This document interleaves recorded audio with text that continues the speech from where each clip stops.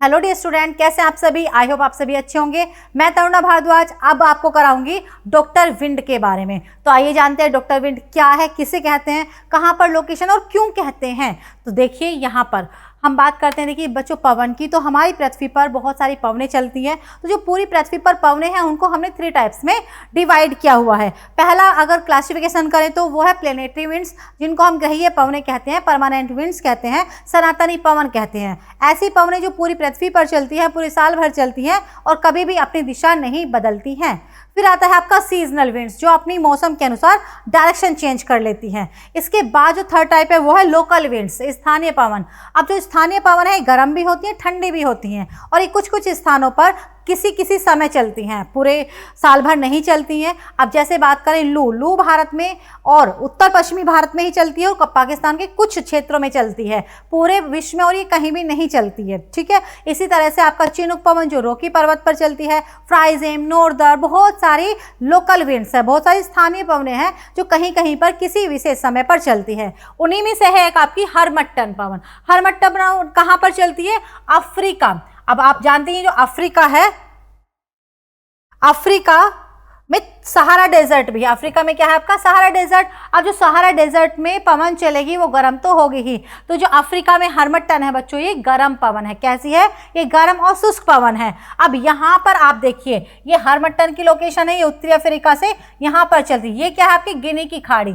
यहाँ पर क्या है बच्चों? याद रखना, ये गिनी की खाड़ी है। अब एक तो गिनी की खाड़ी है तो खाड़ी वाला क्षेत्र है, तटों वाला क्षेत्र है, तो कोस्टल एरिया होता है वहाँ पर आर्द्रता की मात्रा ज़्यादा होती है। साथ ही साथ यहाँ पर क्या होता है, आप तो जानते हैं अफ्रीका एक ऐसा महाद्वीप है जिससे 3 रेखाएं गुजरती हैं, कर्क रेखा, मकर रेखा और भूमध्य रेखा। तो यहाँ पर गिनी की खाड़ी है। फिर अफ्रीका के इस वाले क्षेत्र में हर रोज बारिश भी होती है, कॉन्वेंशनल रेनफॉल भूमध्य रेखा इक्वेटर वाले क्षेत्र पर ही तो होती है ना, याद कीजिए आप। तो यहाँ पर इक्वेटोरियल रेनफॉल होती है, इक्वेटोरियल रीजन में कॉन्वेंशनल रेनफॉल हर रोज 2 बजे के बाद। तो यहाँ पर दलदल भी है। तो जहाँ पर दलदल होगी, ह्यूमिडिटी ज़्यादा होगी, आर्द्रता ज़्यादा होगी, तो वहाँ पर वायुमंडल में बहुत सारी बीमारियाँ हो जाती हैं। ठीक है। यहाँ पर क्या होती है? बहुत सारी बीमारियाँ फैली रहती हैं। लेकिन जब चलती है आपकी हरमट्टन पवन जो कि गर्म है और शुष्क है, कैसी है? गर्म और शुष्क है, तो जब ये चलती है तो यहाँ आपकी जो आर्द्रता है उसको खत्म कर देती है। अफ्रीका के कोस्टल एरिया वाले क्षेत्र में जो गिनी की खाड़ी वाला एरिया है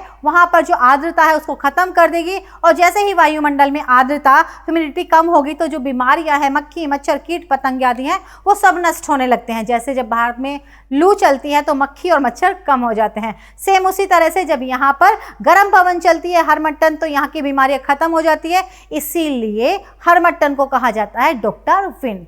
तो समझ में आया? अब देखिए, एक तरफ तो हम बोल रहे हैं कि डॉक्टर विंड कहा जाता है हरमट्टन को क्योंकि ये अफ्रीका के कोस्टल एरिया में, विशेषकर गिनी की खाड़ी वाले एरिया में ये क्या कर देती है? बीमारियों को ख़त्म कर देती है, इसलिए हमने इसको डॉक्टर विंड बोल दिया।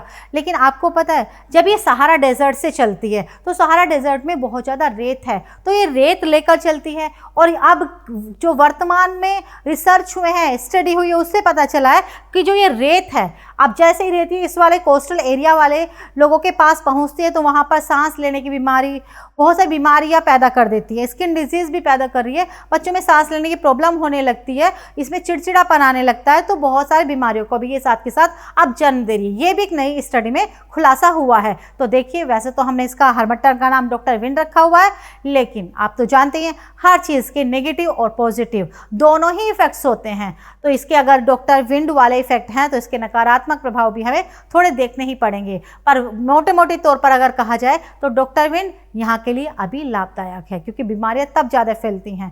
तो इसी तरह के इंटरेस्टिंग फैक्ट जानने के लिए, टॉपिक्स जानने के लिए आपको rise smart Hindi YouTube channel को शेयर भी करिए, सब्सक्राइब भी करिए, गुरु दक्षिणा के रूप में आप लाइक भी करिए और रेगुलर रहिए। थैंक यू बच्चों एंड गुड लक।